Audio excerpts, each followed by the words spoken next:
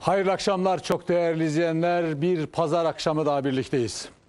Bu hafta bu akşam Vizyon programında Doğu Türkistanlı kardeşlerimizi konuşacağız. Doğu Türkistan'daki kardeşlerimiz Doğu Türkistan'da neler yaşıyorlar? İnsanlık dramını konuşacağız. Kimlerle? Doğu Türkistan'daki mağdurların Türkiye'de bulunan yakınlarıyla. Emin olunuz ve inanınız ki kamuoyunun bilmediği pek çok acı, gerçekten bugün bunlar yaşanabiliyor mu diyebileceğiniz hikayeler var.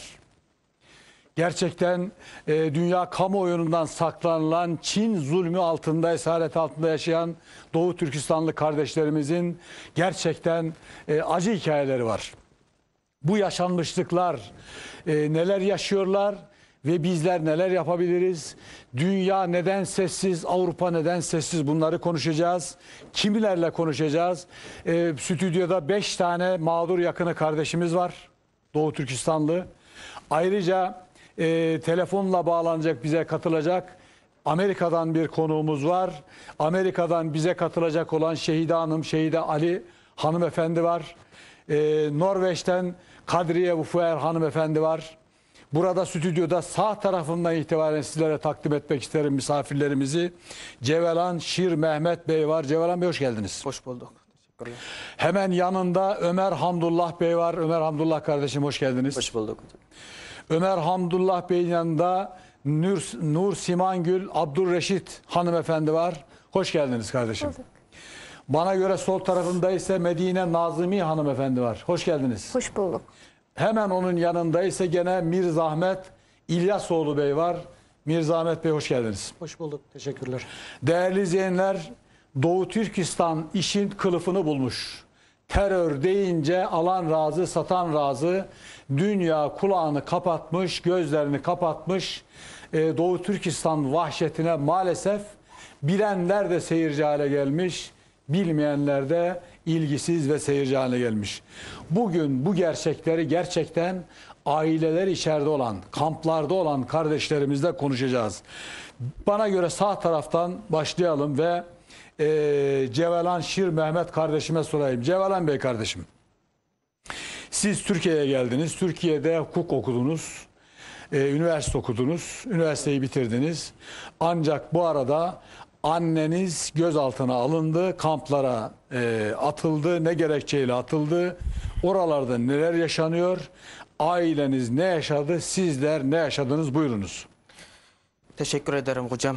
Öncelikle bizim ailemizin derdini ve aynı zamanda milletimizin yaşadığı derdini anlatmak için, bize bu fırsatı tanıdığınız için Akit TV'ye ve size teşekkürlerimi iletmek istiyorum. Biz çok teşekkür ederiz katılımınızdan dolayı. Teşekkür ederim. Ben de öncelikle kendimi bir tanıtayım. Adım Cevelan Şir Mehmet. 2011 Aralık ayında Türkiye'ye okuma amacıyla geldim. 2012 İstanbul Ticaret Üniversitesi Hukuk Fakültesine kazandım. 2013'ten itibaren birinci sınıftan hukuku okumaya başladım. 2017 üniversiteye mezun olacaktım. Ancak o sıralarda işte 2017 şöyle bir olaylar yaşandı. Türkiye'de ve yurt dışında yaşayan Uygur öğrencilerine Çin rejimi, Çin devleti ailesine baskı yaparak çocuğun geri dönsün diye böyle çağrı falan yapmaya başladılar, ailesine baskı yaparak. Benim bir hocam vardı, işte adını söyleyemiyorum maalesef. Hocam bana dedi ki, Cevelan dedi, okulunu bir dersini bırakarak okulunu uzart dedi. Yoksa senin de ailene baskı yaparak seni de çağırabilir falan deyince şimdilik mezun olma dedi. Ben de o şekilde mezun olmadım. Bir sene okulumu uzattım. 2018 okulu mezun oldum. Ben burada aslında bir başarılı bir hukukçu olarak televizyon ekranlarında hukuku savunan, bir hukuk alanında konuşmak isteyen biri olarak televizyon ekranlarında konuşmak çok isterdim. Ancak maalesef şu anda bir kamp mağdur aile üyesi olarak, yani Çin'in karanlık zindanında yatan bir annenin oğlu olarak televizyon ekranlarında ailemizin yaşadığı bu hukuksuz, yolsuzluk, insanlık dışı politikaya maruz kalan ailemin derdini ve milletimizin derdini anlatmak için şu anda ekranlarda bulunuyorum. Şöyle hocam, Ben 2017 hatta en son Türkiye'ye giriş yaptığım tarih 2016 Ekim ayında. Yani ondan Evet. önce memlekette de sık sık gidip geliyorduk. Çünkü biz Yani burada üniversitede okuduğunuz sırada memlekete gidip geliyor muydunuz? evet gelip Problem yoktu o zaman. Yok, problem yok. Problem ne zaman başladı? Daha doğrusu problem 2016 bizim memleketteki arkadaşlarımızdan şimdi biz memlekette WeChat diye bir uygulama var. Yani WhatsApp'ın Çince versiyonu. Onunla iletişime geçiyorduk. Arkadaşlar, akrabalar yavaş yavaş bizi silmeye başladı WeChat diye uygulamada. O zamandan itibaren bir uhalının başladığını farkına vardık ama 2017 gerçek anlamıyla bu baskılar başladı Peki. diye düşünüyorum. Değerli izleyenler, Amerika'dan konuğumuz Şehide Ali hanımefendi. Şehide Hanım, hoş geldiniz programımıza. Bizi duyuyorsunuz. Merhaba. Merhabalar, hoş geldiniz. Evet. Hoş bulduk, teşekkür Size ederim. hoş geldiniz demek için ara verdik. Konuşmacılardan sonra size döneceğiz. Lütfen takipte kalın. Evet, 2017'de bu görüşmeleri sürdürdünüz sonra. Ben 2016 Ekim ayında en son Türkiye son sınıfımı tamamlamak üzere giriş Evet. yaptım. Ondan sonra 2017'den itibaren 2016'nın sonları 2017'den itibaren bu benim memleketteki arkadaşlarım işte akrabalar yavaş yavaş beni bu WeChat diye uygulamada yani WhatsApp'tan Çince versiyonu az önce bahsettiğim gibi Evet. silmeye başladı. O zamandan itibaren bir OHAL'ın başladığını hissettik zaten orada ama ne kadar bir OHAL var yani ne var ne yaşanıyor biraz Yani haber olağanüstü verdik. bir durum olduğunu hissettiniz. Hissettik, evet.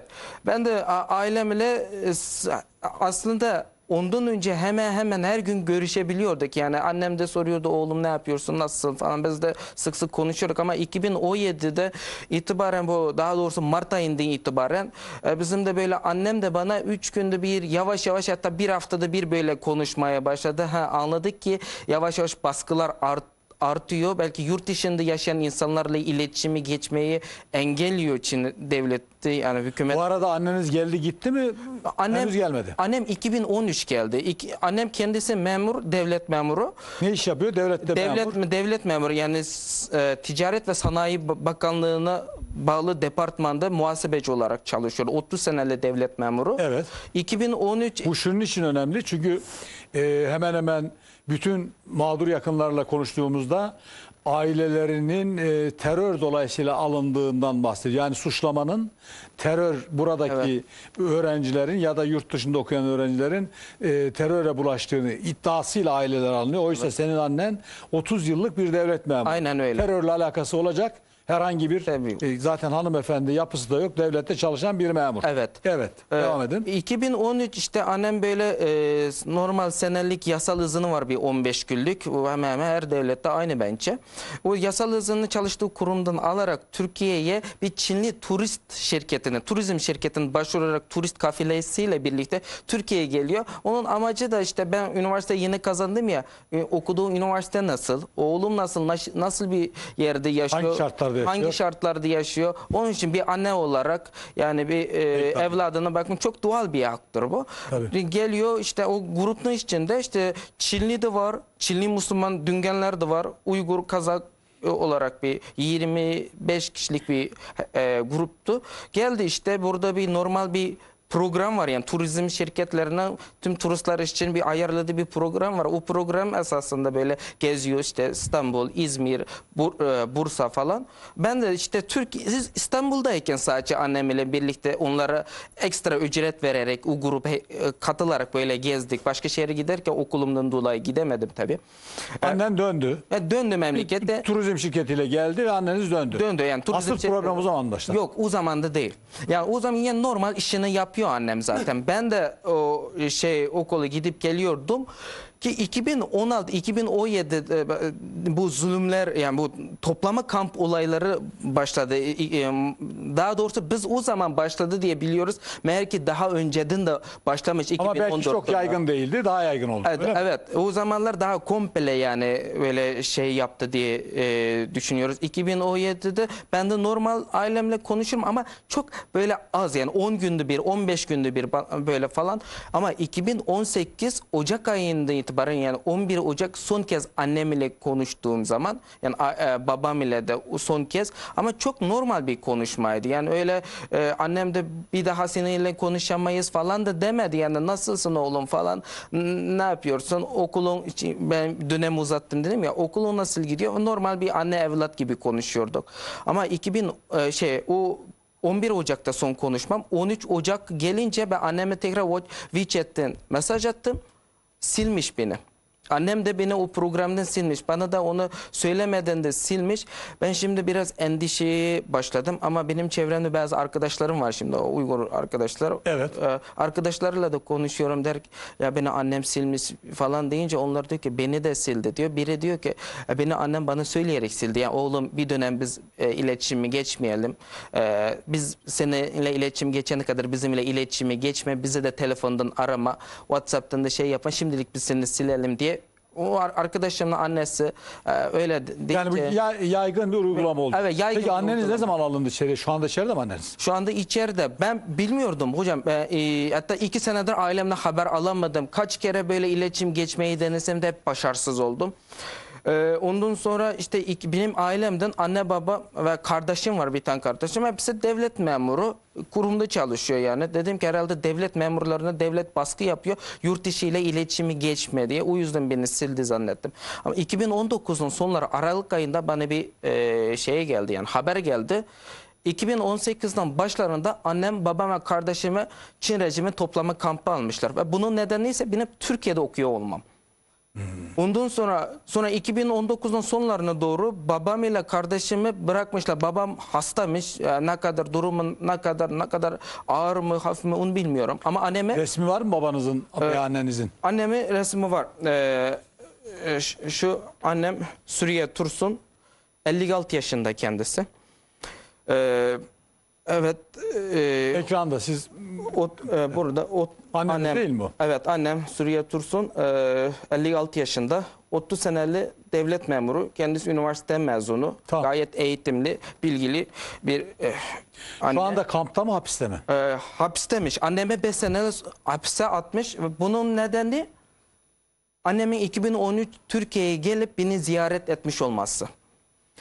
Sonra Ne dediler mesela, siz bu konuda hiç teşebbüste bulundunuz mu? bulundum tabii. Ben şunu da göstermek istiyorum. Ben bir Çin vatandaşıyım.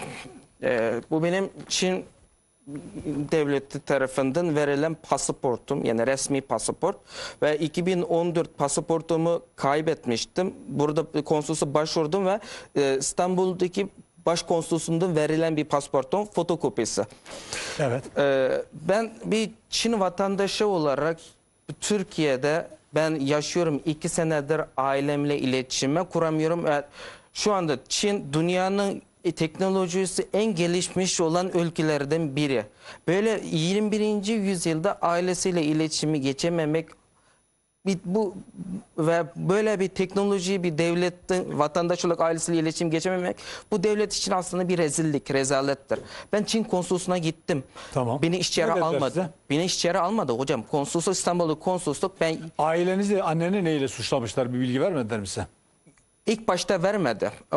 Onu da anlatmak istiyorum. Ben şimdi 3 Aralık'ta 2019 Çin'in Ankara'daki Büyükelçiliği bu Almanya DW haber ajansının bir muhabirine verdiği şeyde Uygurlar ailesiyle iletişim kuramıyorsa bize gelsin, biz yardımcı olalım dediği için ben onu istinaden gittim. Tamam.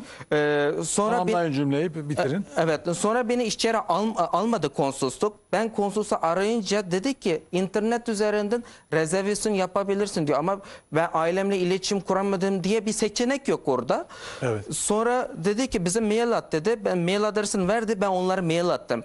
Ve gayet bir normal bir şey, kibarca bir şekilde onlara mail attım ki ben ailemle iletişim kuramıyorum 2 senedir. Beni ailemle iletişimi kurmama yardımcı olun. Ve beni diye bir mail attım. Benden kendi bilgimi ve ailemin bilgilerini istedi. Verdim.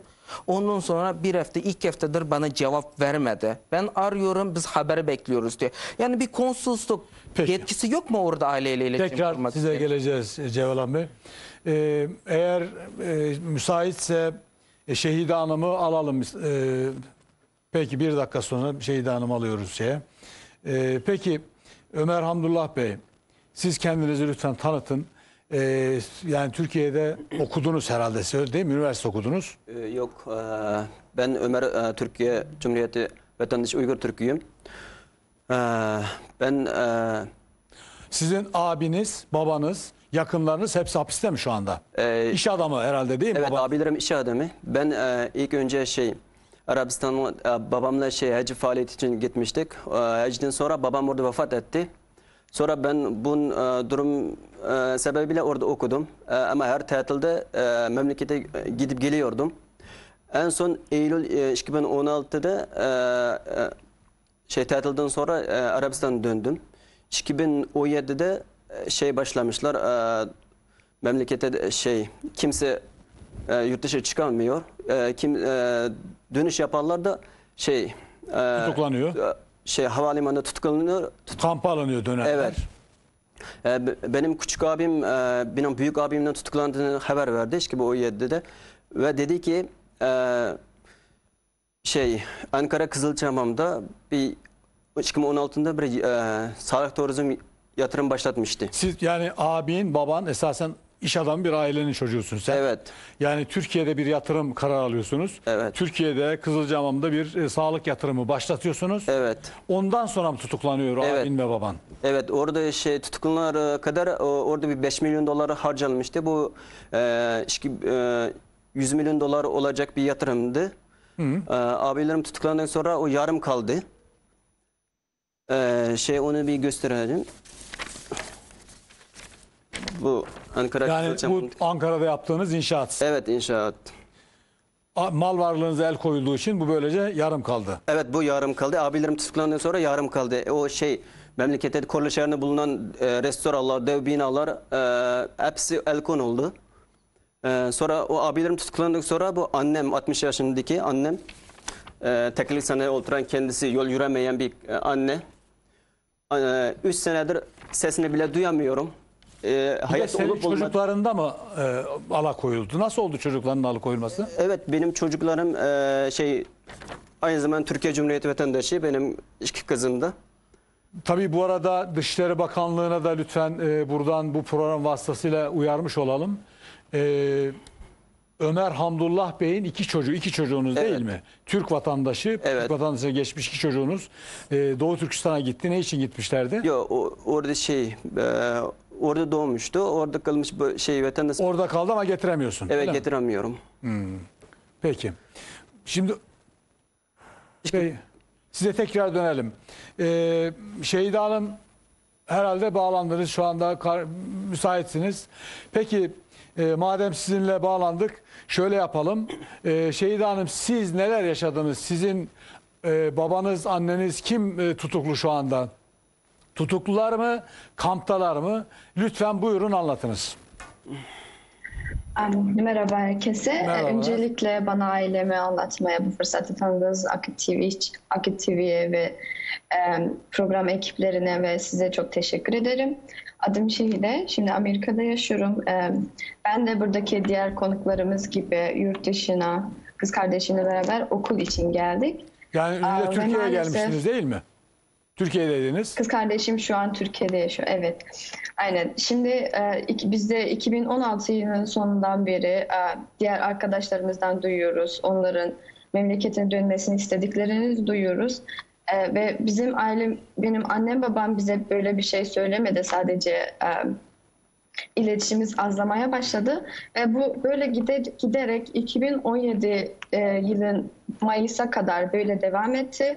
İşte 2-3 haftada ya da ayda bir kere konuşuyorduk ama en son işte Mayıs ayında konuştuk ve o normal bir konuşmaydı babamla.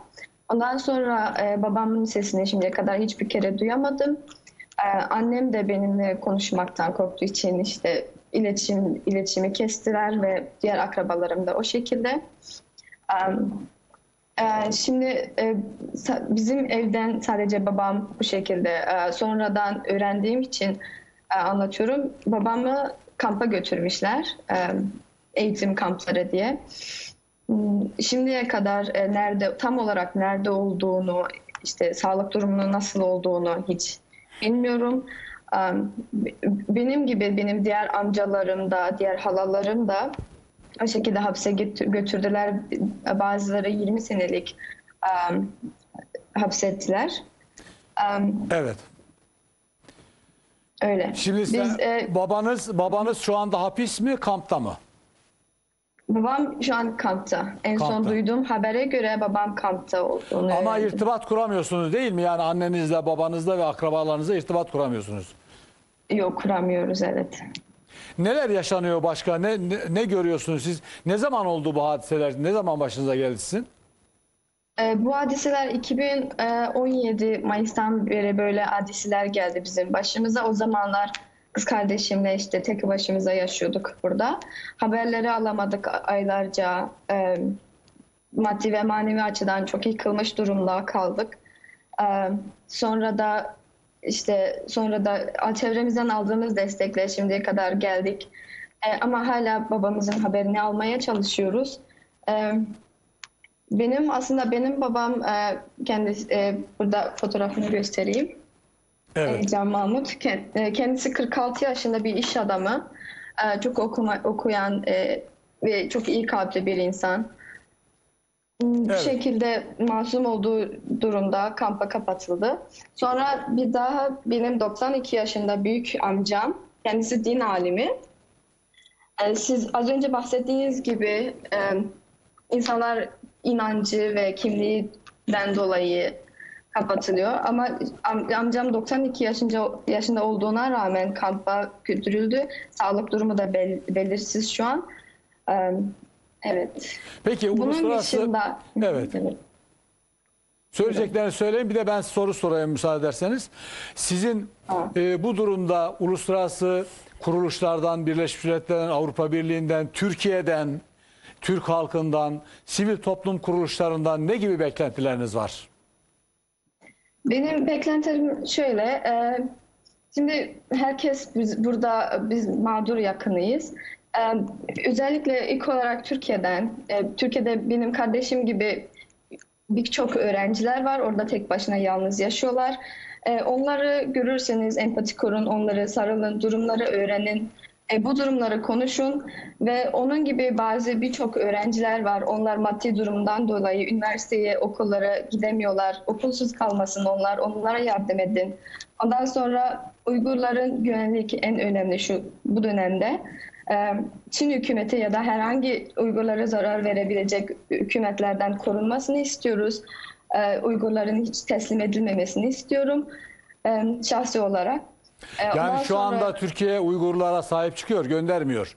Yani burada pasaport Evet, süresi evet. bitti falan diye böyle bir şey yapılmıyor. Ama herhalde sizin kardeşiniz de üniversite okuyor. Yani üniversiteli öğrencilere biraz daha sahip çıkılsın mı diyorsunuz? Evet. Mezun olunca Evet. iş mi bulamıyorlar? Neler yaşıyorlar mesela onlar? Tam olarak bilmiyorum ama bazı öğrenciler var. Ben de eskiden onu yaşadım. Ailemizle iletişim kesildikten sonra okulu devam edebilecek durumumuz kalmıyor. Ve işte sizin anlattığınız gibi kolay bir şekilde iş bulamıyorlar. O şekilde bir sürü zorluklar yaşıyor Türkiye'de yaşamak döneminde. Onlardan bahsediyorum. Ondan sonra şimdi yaptığımız gibi televizyon programların daha çok yapılmasını, bu konular, bu zulümleri anlatacak belgesellerin yapılmasını istiyorum. Bu durumların işte konuşulacak paneller, toplantılar düzenlenmesini ve Uygur insan hakları için Türkiye'de de bir proje düzenlenmesini, toplumun da buna destek vermesini istiyorum. Yani toplumun da bilgilendirilmesini ve katkıda bulunmasını istiyorsunuz. Peki Şehide Hanım, cümleleriniz varsa bir iki cümle tamamlayın. Size inşallah vakit kalınca tekrar döneceğiz. Buyurun, vakit kalırsa tabii. Söyleyecekleriniz varsa birkaç cümle daha alalım. Evet, şimdi herkesin duyduğu, bilenler var, bilmeyenler var. Oradaki zulümler sanki bir kafes gibi. Orada biz aklımıza gelmeyen bir türlü zulümler oluyor. Lütfen bu konular hakkında araştırmanızı istiyorum. Bununla bir ilgi ortaya gelmesini istiyorum ve benim babam gibi milyonlarca kampa kapatılan insanların, masum insanların yakın bir zamanda özgürlüğüne kavuşmasını, ailesine kavuşmasını istiyorum. Evet, peki. Vakit kalırsa Şeyda Hanım tekrar size döneceğiz. Katkınız, katılımınız için çok teşekkür ediyorum ama kapatmayın. Birlikte devam edelim inşallah. Peki Ömer Hamdullah Bey, ilave edeceğiniz bir şey var mı sizin? Yani kardeşleriniz iş adamı, mal varlığınıza el koyuldu, Türkiye'deki işiniz kapanma durumunda kaldı. Türkiye'de yatırım yapıldığı için mi cezalandırıldı kardeşlerin? Evet, abilerim öyle oldu. Böyle bir şey Çin'de böyle yurt dışında okuyan, yurt dışında yatırım yapan insanlarını direkt şey alıyorlar. İşte ben de önce bir abimin şirketinde çalışan bir Çinli'den haber aldım. O öyle söyledi. Senin abin gibi zengin insanlarını hepsini Yani sadece senin abin değil o zaman. Yani abim orada değil. Doğu Türkistanlı Uygur veya işte Kazak neyse orada yaşayan şeylerin dolayısıyla hem mal varlıklarına el koyuldu hem Evet. içeri atıldı bir takım bahaneler, öyle mi? Evet, bir takım onlar onların bir sadece terör destek falan bir zengin insanları atan bir iftirası var. Ya benim abilerim öyle olmuş yani ama benim abilerim Çin hükümeti her yılda milyonlarca vergi ödeyen böyle iş adamları, hiçbir başka bir şeyle karışmayan bir insanlarıydı, sadece iş adamları. Ama el koyuldu diyorsun. El koyuldu. Çocuklarınız da Doğu Türkistan'da, onların da getirilmesini istiyorsunuz. Evet, benim de 4 yaşında ve böyle 5 yaşında iki kızım var. Bunlara ne gerekçe göstererek göndermiyorlar? Şimdi bu 3 senede bunların sesi de bir duyamıyorum. Çünkü bunlar ilk zamanda benim kayınvalidemin yanındaydı. Onlar 2017'de onlar da toplam kampına alınmışlar. Şimdi bu kızlarımın çocuk kampısı var, siz biliyorsunuz. Oraya götürdüm yoksa nerede bilmiyorum. 3 senedir kızım var, gel kızım, ya çağıramıyorum, kucağıma alamıyorum. Bu kızlarım da baba nasıl yaşıyor yani 3 seneden beri. Evet. Bir insanlık soruyorum, bu siz bir anne babalar bir düşünsün, bu 3 saat 3 gün değil, bu ben 3 senedir bu kızlarımın sesini bile duyamıyorum. Peki çocuklarınızın kampa alınma gibi, çünkü yönetmenim orada görüntülerde yayınlıyor. Yani evet, görüntülerde de var. Kamplar alınma gibi bir ihtimal de var mı çocuklarınızın? Bilmiyorum şimdi, hiçbir haberim yok. Bunları ya hayatta olup olmadığını da bilmiyorum. Ama buradan Dışişleri Bakanlığı'na çağrıda bulunuyorsunuz. Evet. Peki. Nursiman Gül, sizin ailenizin başına ne geldi? Siz ne yaşadınız? Öncelikle bizi, ailemin ve milyonlarca Uygurların sesini duydurmamız için bu fırsatı verdiğiniz için size ve ekibinize teşekkür etmek istiyorum.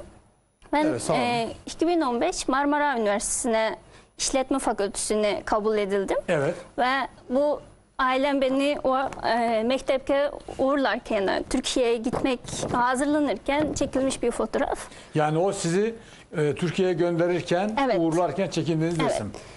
Bu zamanlarda herkes çok mutluydu. Benden çok beklentisi vardı ve ben de hayallerimin arkasından koşan bir genç olarak, yani Marmara Üniversitesi'de İşletme Fakültesi'nde güzel bir mezun olacağım. Ondan sonra doktora yapacağım.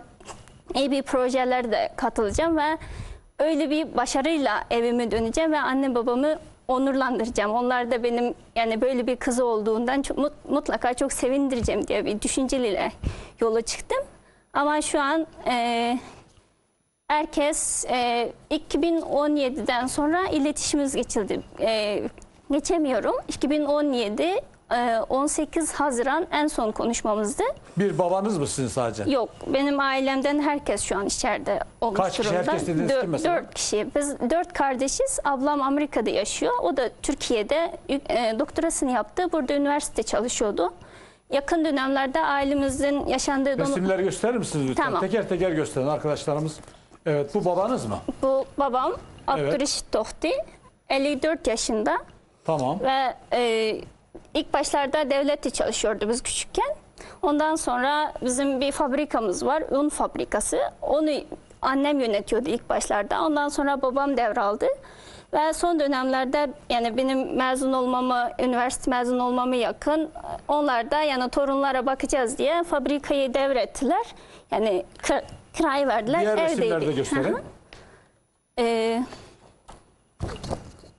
Bunlar annem kim? Bu anneniz. Taci Gül Kadir 51 yaşında. Yani çok sevgi dolu bir anne ve aynı anda çok cesur bir annedir. Biz küçükken tek başına bizim fabrikayı yönetiyordu. Aynı anda bizim tarlalarımız vardı. Onu da yönetiyordu ve bizim eğitimimize çok destek veriyordu. Şu an yani bizim mutluluğumuzu yaşaması gereken yaşta şu an kamplarda ya da hapislerde acı Nerede olduğunu çekiyor. bilmiyorsunuz tam, öyle mi? Biliyorum şu an. Yani Nerede şu anda? hapiste, Kampta mı? hapiste olduğunu biliyorum. Çünkü 2017 yani iletişim kesildikten sonra hiçbir şekilde haber alamadım. O zaman da hiç aklıma bile gelmedi. Çünkü bizim ev mesela annem babam da çok bilinçli, sevilen, sayılan O bir fotoğrafı da aileyiz. gösterin lütfen. Evet, bu benim abim. İş adamı. Bunu da beraber göstermek istiyorum. Bu benim küçük kardeşim. Yani abi kardeş beraber Kaşgar'da yedek parça ticareti yapıyorlar bunlar. Lise mezunu. Şey yapıyordu yani küçük yani bir tamircilik öğrenmekten başlamıştı. Şu an Kaşgar'da 3 yerde galerisi vardı. Bir de otu yedek parça ticareti yapıyorlardı. Başarılı bir iş adamı sanılıyordu. Yani abimin 3 Evet. çocuğu var. Küçük kardeşimin 2 tane çocuğu var. Ama şu an yani annem, babam ve abim, kardeşlerim hapiste olduğunu yani 2020 15 Haziran öğrendim. En son ne zaman gördünüz ailenizi siz, annenizi, babanızı veya en son ne zaman haber aldınız? En son 2017 18 Haziran telefonda konuşuyorduk. Normal bir konuşmaydı. Yani öyle Nisan ayından başlayarak öyle bir hava almıştım ben. Arkadaşlarım, ailesi yani bize aramayın falan. O zaman şöyle mi, yani 2015'ten itibaren, 2015, 16, 17'den itibaren bunlar yoğunlaştı o halde, öyle mi? Yani tutuklamalar, önce haber almalar kesildi, sonra Evet, duyuyordunuz arkadaşlarınız alınıyor Evet, falan diye ve sizin başınıza da geldi. Evet, yani Nisan ayında öyle duydum. Ailemden sordum yani böyle bir durum var mı acaba? Ben yani sizi eğer isterseniz bir müddet aramayabilirim dedim. O zamanlarda tez yazıyordum, zaten çok yoğundum. Babam dedi ki öyle bir durum yok, sadece biraz az arayın dedi. O zamanlarda hemen hemen her gün konuşuyorduk çünkü çocuğum var benim. Torunuyla görüşüyordu yani her gün. Ondan sonra haftada bir kere aramaya başladık. En son 18 Haziran ardığında normal bir konuşma yaptık ve öyle bir şey demedi zaten. Sonra yani gelecek bir hafta sonu aynı anda yani anlaştığımız gibi aradım, kimse cevap vermedi. Dedim ki acaba bir şey mi oldu dedim ama pek takmadım. Çünkü bizim ailemizin başına öyle bir şey gelecek bir aile değildi. Yani babam, anam, Yani annem. suçlanacak bir tarafımız yok diye düşündünüz. Evet, çünkü Ama hemen hemen kimi dinlesek aynı durum var yani. Evet, çünkü abim ve kardeşim de sadece yani çok başarılı bir iş yapıyordu bizim Kaşgar'da.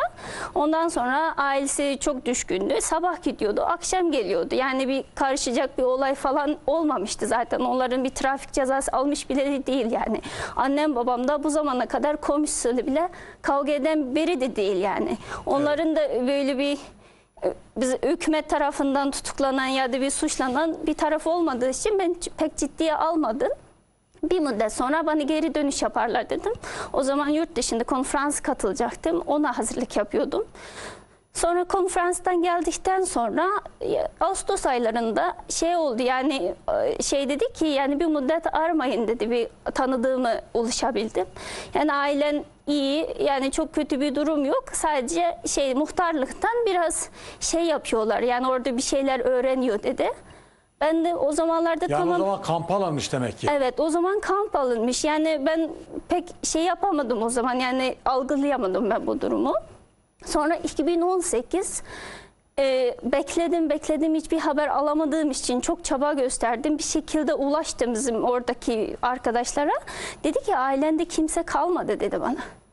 Ben o saatten sonra yani suskunluğumda o saat son verdim. Ve sosyal medyalarda falan konuşmaya başladım.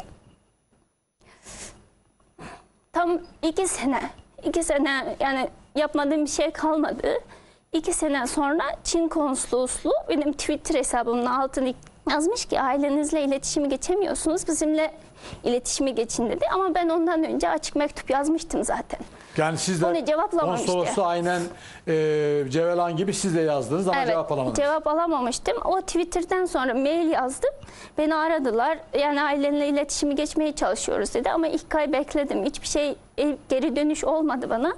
O zaman anladım ki tamam, mesela ben istiyorum, cevap vermiyor. Acaba yani Türk kardeşlerim benim yerimi isteyebilir mi diye bir müracaatte bulundum Twitter'da.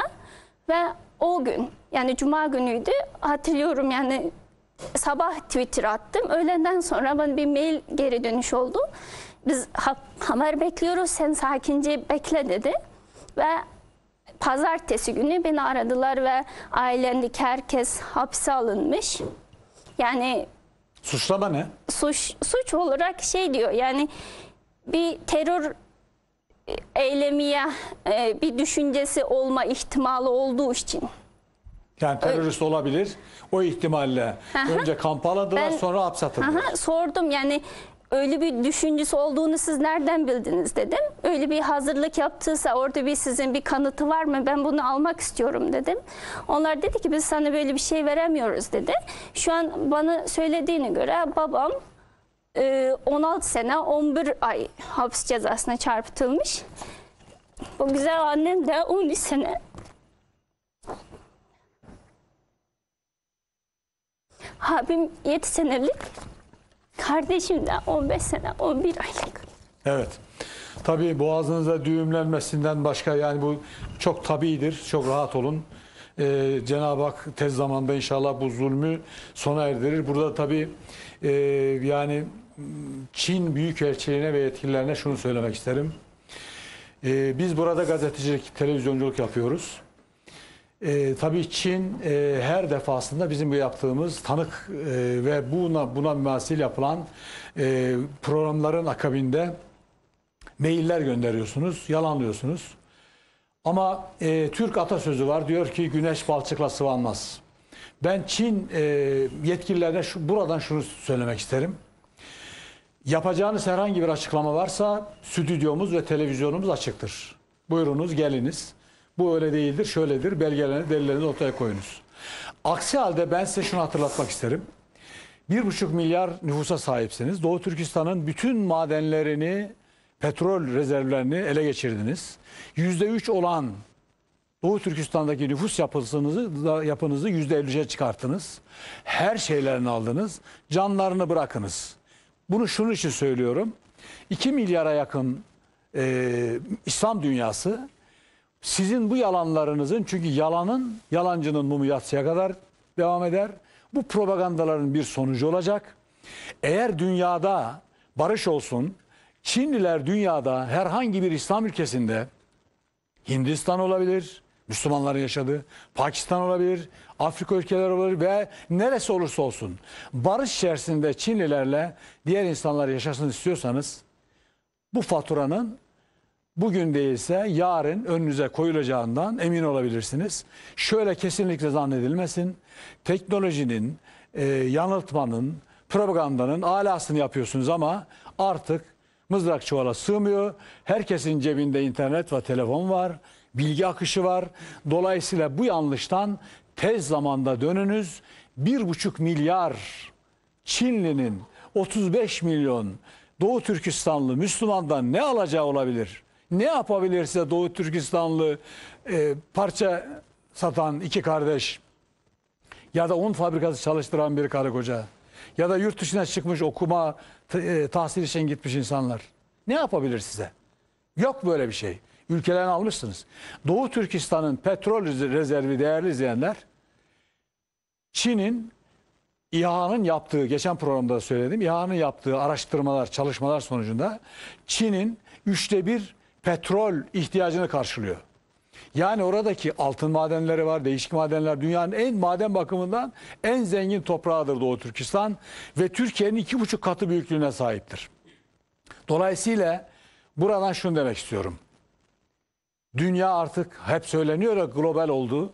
Yani Amerika'da olan herhangi bir haber saniyesinde Türkiye'de oluyor, burada olan Amerika'da oluyor. Artık bir şey örtülmüyor. Gelin Doğu Türkistanlı Müslümanların çocuklarını bir defa, bakın burada Ömer Bey konuşuyor. 2 çocuğumdan haber alamıyorum diyor. Burada görüntüler var. Neler yapıldığına dair bilgiler de mevcut. Artık mızrak çuvala sığmıyor. Türkiye'deki bazı politikacılar da yeniden durumlarını değerlendirsinler. Yalandı, dolandı vesairedi filan, kimsenin, bozacının şahidi, şıracı durumuna düşmesinler diye önerimizi yapıyoruz. Bu arada reklama gitmeden, çünkü Şehide Hanım'a uğurlayacağımız için son birkaç cümlesi varsa Şehide Hanım'dan alalım. Onu uğurlayalım, çünkü ikinci bölümde Kadriye Hanımefendi'yi bağlayacağız. Şehide Hanım, bizi duyuyor musunuz? Şehide Ali. Evet, duyuyorum. Peki son sözlerinizi alalım. Biz de reklama gideceğiz. Ondan sonra da ikinci bölüme geçeceğiz. Sizi uğurlamış olalım. Daha fazla meşgul etmeyin. Buyurun Şehide Hanım. Teşekkürler. Şimdi terörle hiç ilgisi olmayan babam bize iyi bir eğitim almamız için her şeyi yaptı. Hayatı boyunca çalıştı ama ne mezuniyetimizi görebildi ne başarımızı görebildi. Kendisi kampta suçsuz yerlerde kalıyor şu an. O yüzden ben burada babama ve babam gibi insanlara insanların tez bir zamanda özgürlüğüne kavuşmasını istiyorum. Ve sizin bu yaptığınız programınız için, sizin yaptığınız emeğiniz için çok teşekkür ediyorum. Asıl biz teşekkür ederiz. Umarız Çinli yetkililer de bu yaptıklarının Çin'de, Doğu Türkistan'da saklı kalmadığını bilirler. Ve orada yerel bir takım uygulamalar varsa, mesela Çin merkezi bunu bilmiyor da farklı bilgilendirmelerle yapılıyorsa da biz buradan sesleniyoruz Çinli yetkililere. Bu yanlıştan dönünüz, dünyada siz de rahat dolaşabilirsiniz. Peki Şehide Hanım, çok teşekkür ediyoruz katılımınız için.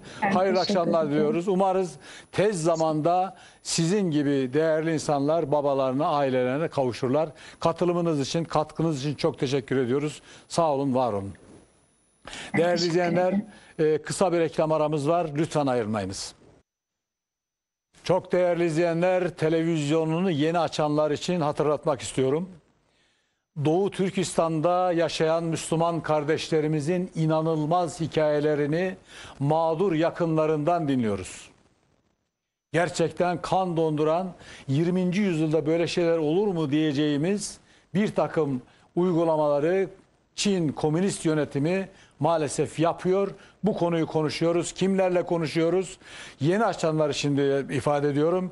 Mirzahmet İlyasoğlu, Nur Simangül Abdurreşit, Ömer Hamdullah, Medine Nazımı, Cevelan Şir Mehmet, Amerika'dan katıldı Şehide Ali hanımefendi, Norveç'ten şimdi bağlanacak yayınımıza Kadriye Ufuer hanımefendi ile her birinin annesi, kardeşi, babası her neyse mutlak surette kampta, çocukları kayıp, bilfiil mağdur yakınlarıdır. Bunlardan konunun yaşadıklarını anlatıyoruz, konuşuyoruz.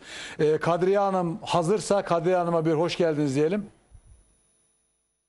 Kadriye Hanım. Merhaba. Merhabalar, hoş geldiniz. Hoş bulduk. Peki size tekrar döneceğiz. Size bir hoş geldiniz demek için bağlanmış olduk. Medine Nazımı. Medine Hanım, siz burada önünüzde bir fotoğraf görüyorum. Kardeşiniz olduğunu söylediniz. Evet. Ne yaşadınız? Ne oldu? Dram nedir? Anlatır mısınız lütfen? Buyurun. Öncelikle sizin kardeşimin sesini duyurmam ve halkımın sesini duyurmam için bu fırsatını verdiğiniz için teşekkür ederim. Görevimiz, oraya hiç girmeyin isterseniz. Devam edin. Buyurun. Ben 10 senedir Türkiye Cumhuriyeti vatandaşı olarak Türkiye'de yaşıyorum. Bu benim kız kardeşim. O 2006 yılında Türkiye'ye eğitim almak amacıyla geldi ve 2006'da geldi. Evet, 2012'de İstanbul Üniversitesi İşletme Bölümünden mezun oldu. Tekrar gönderir misiniz? Yakından gösterecek arkadaşlar. 2012'de İstanbul Üniversitesi İşletme Bölümünden mezun oldu. Ve aynı zamanda Türkiye Cumhuriyeti vatandaşlığına kabul edilmiştir. 2012'nin sonlarında annemin hasta olması dolayından memleketimize geri döndü. Evet. Kız kardeşim Mevlüde Hilal 34 yaşında bir çocuk annesi. Çin'in Uygur ve Türk kökenlilere başlattığı toplama kampına 2017 yılında alınmış olup 2019 Mayıs ayında serbest bırakıldı.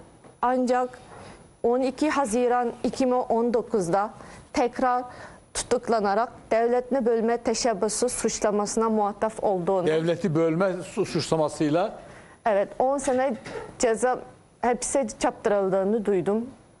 Ve o günden bu yana kardeşimden hiçbir haber alamıyorum. ailenizden haber alabiliyor musunuz? Ailemle de hiçbir iletişimim yoktur. Aynı zamanda kardeşimin durumundan dolayı annemin psikolojik baskılardan dolayı her gün ağlayarak görme hislerini kaybetmek üzere olduğunu duymuştum. Şu anda sağlığı nasıl, görebiliyor mu onları da bilmiyorum. Kız kardeşimi Türkiye'ye kız kardeşim Çin devletinin verdiği pasaport ile eğitim amacıyla geldi. Ve burada herhangi bir siyasi olaya ya da bir faaliyette bulunmadı. Onu devletini bölme teşebbüsüyle bu iddia çok komik ve asılsız bir iddiadır, iftiradır. Biz Doğu Türkistan'da yaşarken de kendi halimizdeki bir aileydik. Şimdi de öyleyiz. Ben kardeşimin özgürlüğüne kavuşması için devletimize sesleniyorum. Türkiye Cumhuriyeti vatandaş ayrıca dediniz. Evet, kız kardeşim aynı zamanda 2012 yılında Türkiye Cumhuriyeti vatandaşlığını Şöyle kameraya doğru kazanmıştır. bakarsanız yüzünüz görünmüyor şeyden. Evet. Türkiye Cumhuriyeti vatandaşı olarak devletimize, Cumhurbaşkanımıza, Dışişleri Bakanlığımıza sesleniyorum. Diplomatik yolları kullanarak kardeşimin Türkiye'ye iadesini sağlayabileceğinize inanıyorum ve güveniyorum. Kızının yoluna esret olan annem, annesinin kucağına doyamayan yeğenim, Çin zindanlarında çile çeken kardeşim adına sizleri yalvarıyorum. Lütfen devletimiz kendi vatandaşına elini uzatsın. Onu bu zulümden çekip alsın. Peki kardeşinizin çocuğundan bir haber var mı? Çocuğu Kardeşimin da var dediniz. çocuğuna en son aldığım habere göre annemler bakıyordu. Çocuğa kamp almamıştı. O Yok. zaman çocuk küçük mü? Çocuk küçük, şu anda 4 yaşında olması lazım. Annenler bakıyor öyle mi buna? Evet, Peki size tekrar dönelim.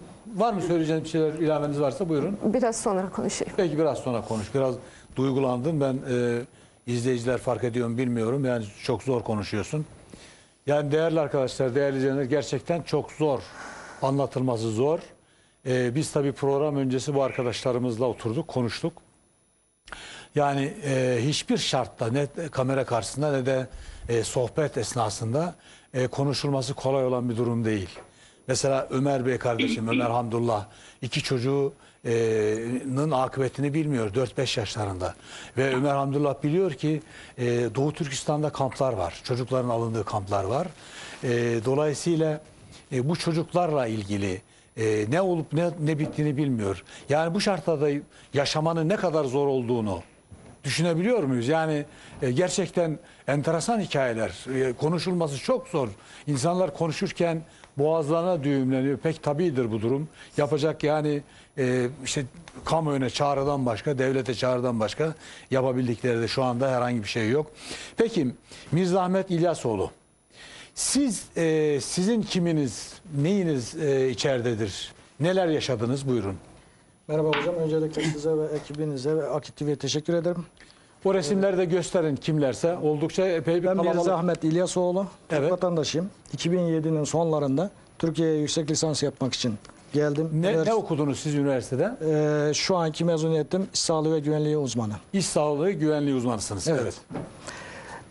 2014'te Kameraya gösterin lütfen. kardeşim 2014'te 1984 doğumlu. Evet. Annemle beraber Türkiye'ye geldi Ağustos ayında. Türkiye Çin vatandaşı ve annem de aynı zamanda 3 ay kaldı. Resmi vizeyle geldi. 3 ay kaldıktan sonra memlekete döndü. Ceylan Bey'in anlattığı gibi 2017'ye kadar her şey normal gidiyordu. 2017'de kardeşim ve evimdekiler benim bütün bilgilerimi istemeye başladı. Eğitim adı altında bunları toplama kampına alındığını duyduk. Ve bütün, çünkü gizli saklı bir şeyimiz yoktu. Bütün bilgilerimizi gönderdik. Tamam dedi. Tamam diyene kadar gönderdim. Evet. Ondan sonra ilk başlangıçta gidiyordu, haftada bir izin alarak gelebiliyordu. Sonradan bununla ilgili konuşmalar kesildi. Önceden selamünaleyküm diyebiliyorduk. Sonradan selamünaleyküm dediğim zaman bunu da istersen ve aleyküm selamla cevapladırdı. Ama artık nasılsınla cevaplamaya başladı. Mesajı aldık. Bugüne kadar da selamünaleykümü de bile diyemiyoruz. Ondan sonra eniştem Gösterin. hanımı da öğretmen. Benim ablam. Bu da 2017 Mart aylarında aynı şekilde eğitim amaçlı Yani eğitim amaçlı diye kamp alıyorlar. Daha Ondan sonra da bir suçlamayla hapsatıyorlar. Şu an ikisiyle ilgili suçlamasını da bilmiyorum. Hiçbir bilgim yok. Ama eğer eğitimse biz üniversiteyi normalde 4 senede bitiriyoruz. Orası meslek eğitimse en fazla 2 sene sürmemesi lazım. Dolayısıyla da biz 3,5 senedir bu durumu hiçbir şekilde dile getirmedik. Evet. Artık böyle bir eğitim yok. Dünyanın hiçbir yerinde meslek eğitim 4 seneyi 3 seneyi geçmez. Dolayısıyla bu kardeşlerim ve eniştem nerede? Bunu sormak istiyorum. Peki diğer fotoğrafları da gösterin. Ondan sonra aynı zamanda benim arkadaşım, lisedeki arkadaşım Abdülatif. Düzgün tutun lütfen, kamerayı düzgün tutun da. Heh. Abdülatif ve şu da hanımı. İkisi de Çin'in en ileri gelen üniversitelerinden, Nanjing Üniversitesi'nden mezun olarak buraya yüksek lisans yapmak için geldi. Ve bunlar da 2016'nın sonunda çocuklar 6 yaşına doğru gelmeye başladığı zaman, çünkü dönme kararı aldığı için bir an önce oradaki okullara devam etsin diye dönüş yaptılar. Ve 2017'nin Haziran ayında eğitim amacı altında kampa alındığını ve daha sonra da daha bir sene olmadı 17 senelik hapse çarptırıldığını öğrendik. Bu da Aygül. Bu da aynı okuldan, bu üçü aynı okuldan mezunlar. Buraya üniversite için geldiler. Yüksek lisansını tamamladı. 2015'te Urumçi'de bir firmada muhasebecilik yapıyordu. Evet. Bu dördünün fotoğrafını bir daha göstereyim. Bu benim kardeşim. Bu da eniştem. Bu da Aygül ve eşi, hanımı. Bu da Abdülatif ve hanımı. Bunlar da 2017'nin Haziran aylarında aynı şekilde kampından hapse çarptırıldığını öğrendik. Bunu ben şöyle baktım. Az önce Ceylan Bey'in de anlattığı gibi ilk zamanlarında eğitim olarak toplanan kamp. Yok, dünyaya da öyle ilan ediyorlar. Yani Yok. bana mesela gelen büyükelçilikten, Çin konsolosluğundan gelen maillerde kampların eğitim kampı olduğu, çocukların da mesela toplama kampı değil, onların da anaokulu gibi okullar olduğu, oysa öyle olmadığı fotoğraflardan da görülüyor. Tamamen orada bir asimilasyon çalışması var. Hatta çocuklar kendi kimliklerinden, inançlarından koparılıyorlar. Evet. Çinli bir çocuk gibi yetiştiriyorlar. Evet. Domuz eti de dahil olmak üzere yediriyorlar. Evet. Çocuklara başka bir kimlik çünkü inşa etmeye çalışıyorlar. Çocuklar üzerinden korkunç bir asimilasyon çalışması yapıyorlar. Aynen. Demek ki yaşı ilerlemiş olanlar, iş adamı olsun, işte öğretmen vesaire filan, iş hayatında olanlara da kamplar alıyor. Bilahare yıldır ne politikasıdır bilemiyoruz. Herhalde Çinli yetkililer bu konuyla ilgili açıklama yapacaklardır. Gerçekten biz de açıklamalarına muhtacız. Doğru dürüst açıklamalarını lütfen bekliyoruz da ayrıca. Yayınımıza da bağlanabilirler. Mesela Çin konsolosu lütfen bu isim çünkü burada ilan ediyor bu arkadaşlarımız. Çin konsolosu lütfen bağlansın veya yetkilisi desin ki o isim şuradadır. Bu isim buradadır. Bu sözlerinize doğru değilsiniz desinler. Biz de bundan çok memnun olalım. Yani bu arkadaşlarımız sadece bilgi alamamış olsunlar. Yani bunu da burada ayrıca hatırlatayım. Evet, devam edin. Evet hocam, benim babam ömür boyu Çin yani devlet memuru olarak çalışan ve vefat eden 1997'de vefat etti. Annem de ev hanımı, bugüne kadar tek söylediği okuyacaksın dedi. Biz de geldik okuduk. Kardeşim de, ben geceler uyuyamıyorum hocam. Kardeşimi ben annemle kardeşimi buraya getirdiğim zaman kardeşime bakıyorum, her akşam annemin ayaklarında mesaj yapıyordu. Çünkü ben evden uzak kaldığım için belki ona alışkın olmadığım için ben çünkü 2001'de üniversiteye girdik. Ondan sonra da memleketten ayrıldık. Daha sonra Türkiye'ye geldik. İmreniyordum. Yani kardeşinin Evet. annenin ayaklarına masaj yapması görüntülerine imreniyordun. Evet. Şimdi artık uyuyamıyorum diyorsun. Evet. Ve Türkiye'ye geldiğimde de sırf bana destek olmak için kardeşim okulunu bırakmıştı. Yani sen okuyabilesin diye seni ekonomik olarak destekleyemek için okulunu bıraktı kendisi diyorsun. Evet. Yani 3,5 sene sustuk. Artık susmaz limitimiz geçti, sınırımız geçti. Niye sustunuz 3,5 sene? Çünkü Yani bu zulüm çeşit- yapmasınlar diye mi sustunuz? yok. Susmamızın sebebi şu. Çünkü orada eğitimler bu yeni değil. Ama toplama şekli bu sefer 2017'de beri bunun tamamen şeysi değişti. Türkiye, Çin daha önce bizi ikinci sınıf muamelesi yapıyordu. Evet. Atıyorum pasaportta Çinliler bir haftada da alabiliyorsa biz bunu almak için bayağı uğraşıyorduk. Artık 2017'ye geldiğinde daha önce çünkü biri Hacca'ya gittiyse eğitime giriyordu. Ondan sonra veya da yurt dışına geldikten sonra ister istemez bunlar bir haftalık, 2 haftalık eğitim veriyordu. Biz de düşündük ki neyse devlet bunun eğitimini veriyorsa versinler ve çıkar dedik. Ama bu sefer tamamen değişti işler. İkinci sınıf değil, tamamen bizi düşman Evet. olarak ilan etmiş durumda şu an ve yok etmeye çalışıyor. Yani bu çocuğu da 2 tane çocuk sahibi.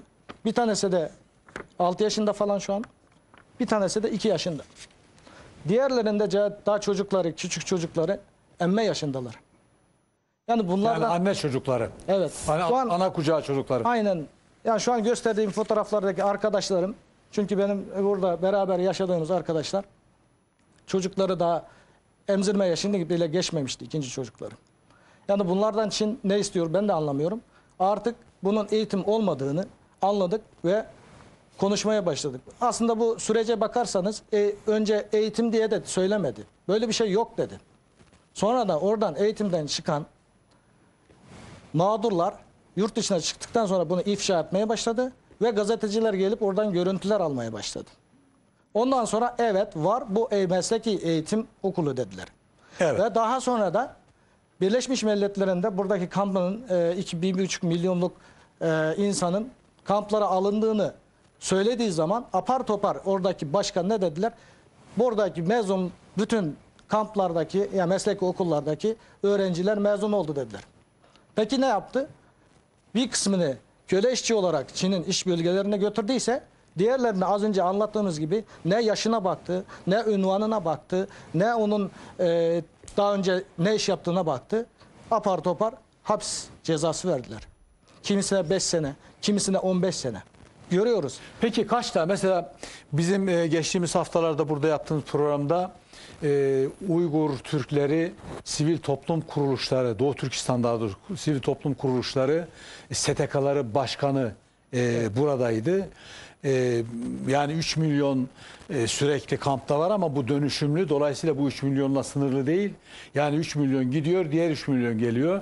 Bu 3 milyon hapse gidiyor şeklinde izah ettiler. Evet, çünkü orada zaten oranın sekreteri, burada sekreter deyince Türkiye'de aklına bir başkanın sekreteri olarak gelir. Aslında Çin'deki sistemler çok farklı. Evet. Sekreter tam yetkiye sahip olan kişi sekreteridir. Ve bütün ister özel bölgesi olsun, ister başka bölgelerde olsun kesinlikle Çinli olması gerekiyor.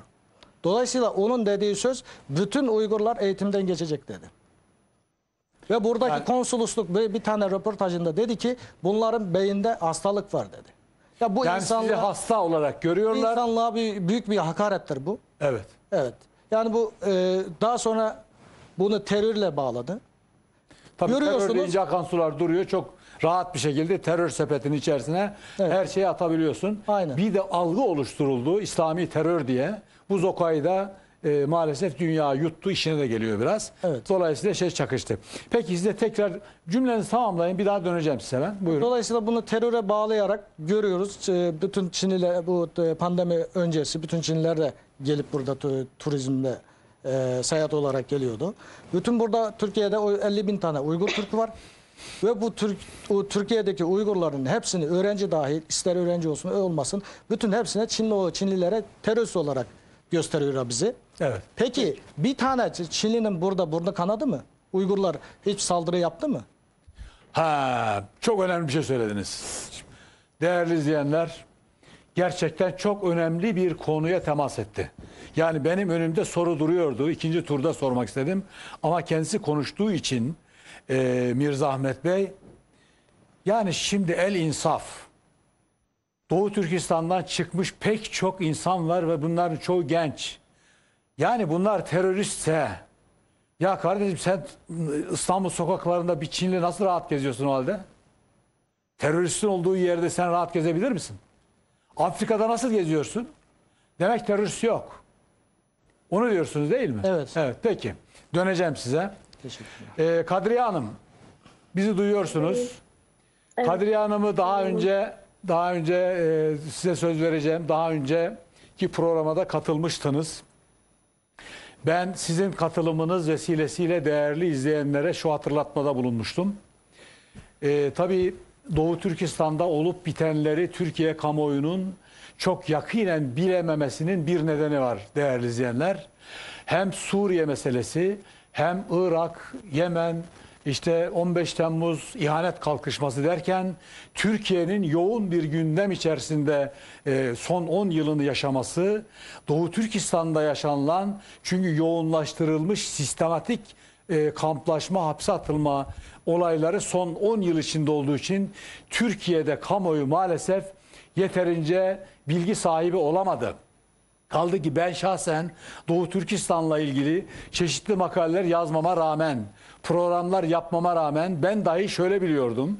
Doğu Türkistan özerk yönetimi ile Çin yönetimi arasında bir takım kaynaklara dayalı, Doğu Türkistan'ın nimetlerine dayalı anlaşmazlıklar var zannı içindeydik. Yani öyle bir algı oluşturulmuştu. Bir gün bir dostum bana Kadriye Hanımefendi'nin, aslında Türkçe olarak söyleyeyim, Kadriye Hanımefendi'nin bir videosunu gönderdi. Ben onu izledim. Gerçekten kanım dondu. 4-5 dakikalık bir videoydu. Daha sonra başka videoları izledim. Bu kardeşlerimizin de işte burada gördüklerimizin, görmediklerimiz var. Videolarını izledim ve gördüm ki Doğu Türkistan'da gerçekten olağanüstü insanlık dışı bir durumla karşı karşıya oradaki Müslüman kardeşlerimiz. Dolayısıyla Kadriye Hanım'a böyle bir görevi de yapmış olmasından, böyle bir hayra da vesile olmasından dolayı ayrıca teşekkür ederek Kadriye Hanım'a tekrar soruyorum.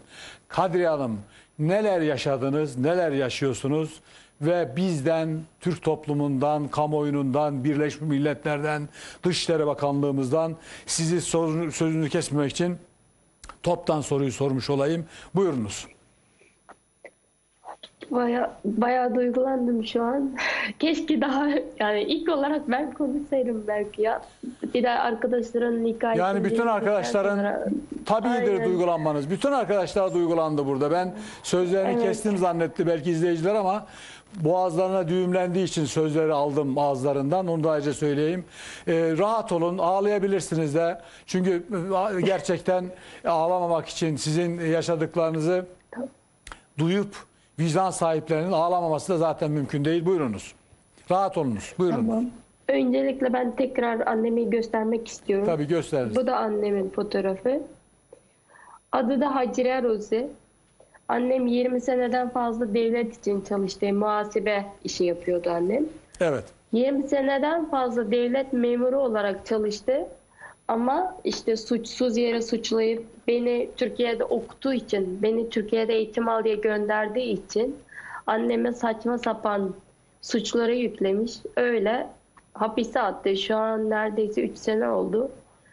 En son konuştuğumuzda 2017 Temmuz ayıydı. Evet. Hala yani hiçbir haber yok. Sesini bile duymuyorum. Ne fotoğrafı, hiçbir şey yok.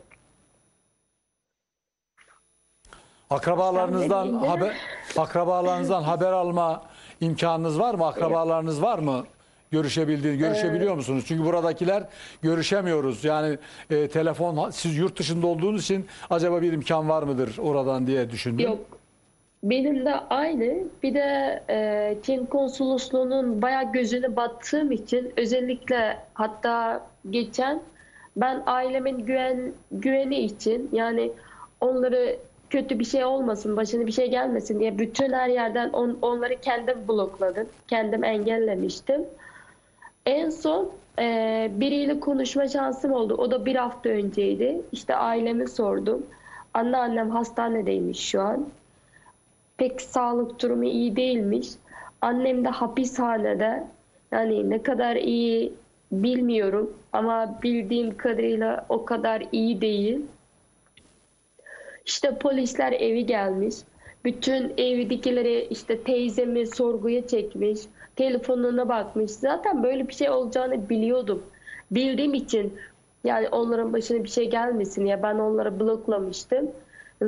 Bildiğim gibi yani telefona bakmışlar. Benimle ilgili bir şey var mı? Acaba konuşuyor mu? Ona haber veriyor mu evdekiler diye. Bayağı sorguya çekmişler evdekileri. Yani o kadar yaptığımız çalışmalar, şikayet, ses getirme olsun. Yani şu ana kadar yaptığım her ne varsa Çin konsolosluk sadece geciktiriyor. Saçma sapan mail atıyor. İşte öyle değil böyle. Yani kanıt yok. Ben kanıt istiyorum. Benim bütün söylediklerimi yalanlıyor. Yalan söylüyor diyor. Tamam ben yalan söylemiş olayım ama ben kanıt istiyorum. Madem ben yalan söylüyorum o zaman Çin konsolosluk annemi yani gerçekten Çin konsolosluk doğru söylüyorsa ya da Çin'de öyle bir şey yoksa annem hapishanede değilse bütün bu şeylerin hepsi benim saçma sapan bir hikayemse o yani yalandan söylediğim bir şeyse o zaman annemi gerçek gözümle görmek istiyorum. Annemin iyi olduğunu görmek istiyorum. Ben 2017 Temmuz'dan beri annemin hiçbir haberi yok. Bir tane fotoğrafını bile görmedim. Yani ben Çin konsolosluğundan kanıt istiyorum. Twitter'dan, Facebook'tan her yerden engel yapmış beni. Çıkardığı haberleri göremesin diye. Yani koskocaman Çin konsolosluk bu kadar mı ya yapabileceği bir şey? Ben işte burada Çin konsolosluğuna seslenmek istiyorum. Annem hala hapishanede. Sağlık durumu iyi değilmiş. En son aldığım haber o. Yani gerçekten çok kötü bir durum. Yaşıyorum. Annem hapishanede. Ben yaşıyorum. Dışarıdayım. Özgürüm. Ama ölüden bir farkım yok. Sadece yaşayan, nefes alan bir ölüyüm sanki.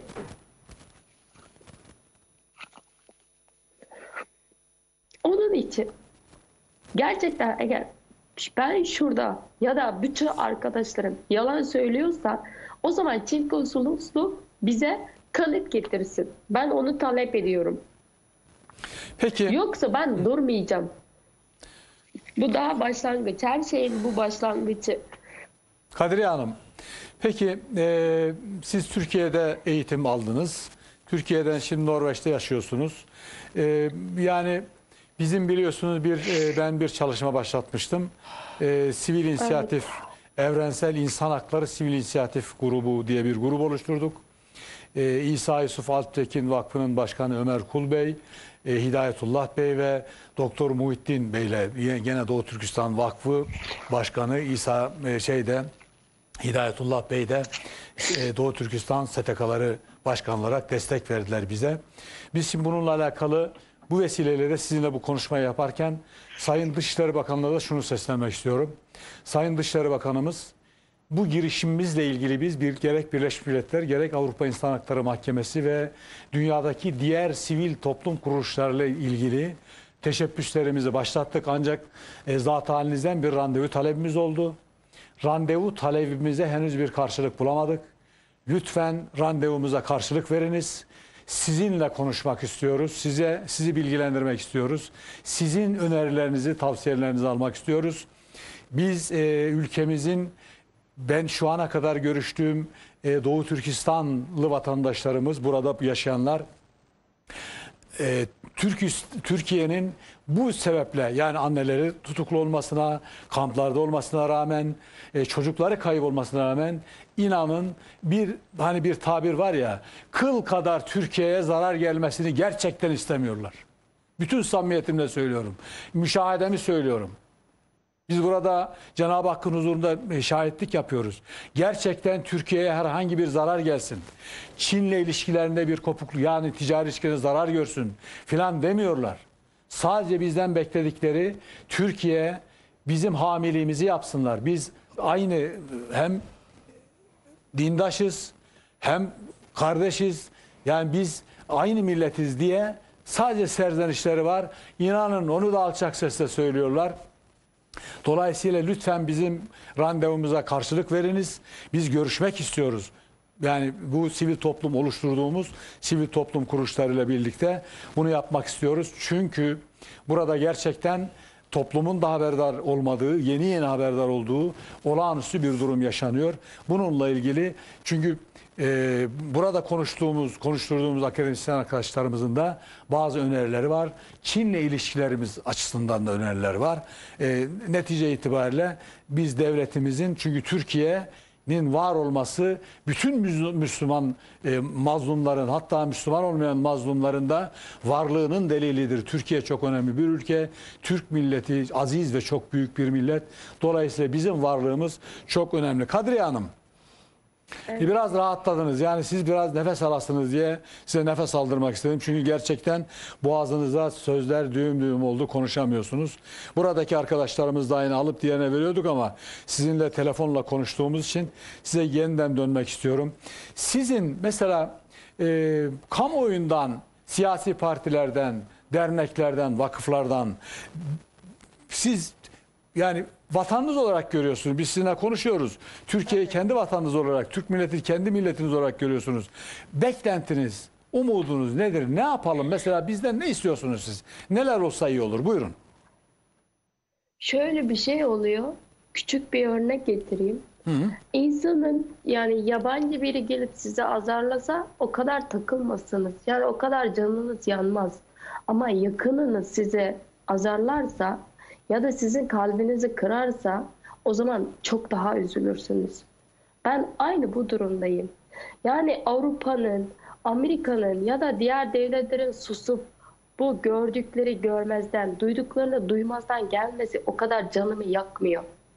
Ama Türkiye'nin hala bu siyasi partiler, dernekler, işte herkesin Türk milleti olan Türk kanı taşıyan her insanın, her Müslümanın bu zulüme, bu acıya, bu soykırıma görmezden gelmesi, duydukları böyle kulağını kapatıp duymazdan gelmesi o kadar canımı yakıyor ki neden böyle yapıyor diye soruyorum. Acaba bizim başımıza gelen bunun 10'den biri, 100'den biri sizin başınıza gelse ne yapardınız diye sormak istiyorum. O zaman sizin canınız yanar mıydı? Ama eminim ki sizin başınıza böyle bir şey gelseydi Uygurlar hiç susup kalmazdı. Elinden gelen ne varsa hepsini yapardı. Ben onun için bir düşünün. Sadece düşünmekle kalmayın. Çünkü biz aynı soydan, aynı kandan, biz sonuçta aynıyız. Neden hala susuyorsunuz? Neden Uygurlar için bir şey yapmıyorsunuz? Ben başından beri diyorum yani silahlı böyle asker gönderin falan onlar değil. Onlar değil. Yani Çin'e karşı böyle birebir savaşın da demiyorum. Bu zaten hiç söylemem. Hiçbir Uygur da böyle bir şey demedi. Böyle bir talebi de yok. Ama bari bu zulme, bunlara sessiz kalmayın. En azından şu acı çeken kamplardaki, hapishanedeki suçsuz olan şu insanlar hapishaneden, kamplardan kurtulsun. Buna olsa bile biraz katkıda bulunmasını istiyorum. Bir de çocuklar. Çocuklar gelecek biliyorsunuz. Bizimkiler mesela ben okuduğum dönemler en azından kendi yazımda, kendi dilimde okudum okulu. Ama şimdiki çocuklar ne kendi yazısını biliyor, hatta kendinin Uygur olduğunu bile bilmeden. Doğu Türkistan'da Şimdi, diyorsunuz değil mi? Doğu Türkistan'da yaşayan evet, çocuklardan bahsediyorsunuz. Evet. Evet. Çinli olarak büyüyor. Bu böyle devam ederse 100 sene sonra ya da ne kadar zamanımız kaldı onu bile bilmiyorum. Hatta düşünmek bile istemiyorum. Bunu düşünce böyle diken diken oluyorum. Ne kadar süremiz kaldı? Oradaki insanlar ne kadar dayanabilir bu zulüme? Bilmiyorum ama zaman çok kısıtlı. Zaman çok kısıtlı. Bu kısa zaman içinde bari oradaki zulüme, oradaki acıya, oradaki sıra dışı, insanlık dışı o zulüme sessiz kalmamasını rica ediyorum herkesten. Bütün Peki. siyasi partiden, derneklerden, hatta bu Türkiye'deki bazı siyasetçilerden neden hala Çin'e destek oluyor? Neden onların tarafını tutuyor? Kaç kere gidiyor? Çin'e gitti. Mesela direkt adını söylemek istiyorum. Doğu Perinçek Bey. Kaç kere Çin'e gitti. Oradaki gerçekleri gördü. Yalan diyor ama gördü. Eminim gördü. Neden hala onların tarafını tutuyor? Ben bunları sormak istiyorum. Acaba şu adamın akrabasına, çocuklarının bir tanesine böyle bir zarar gelseydi ne yapardı? Hala yalan diye susup kalar mıydı? Ben bunu sormak istiyorum. Peki cümlenizi tamamlayın. Size tekrar dönelim. Peki. Size tekrar Kadriye Hanım tekrar dönelim. Biraz dinlendirelim sizi. Peki Nursime Hanım, artık zamanımız da dar. 2'şer dakika falan buyurun söylemek istedikleriniz, unuttuklarınız varsa yani ne istiyorsunuz, ne bekliyorsunuz? Bak Kadriye Hanım oldukça veciz bir şekilde ifade etti beklentilerini. Buyurun sırayla siz de ifade edin.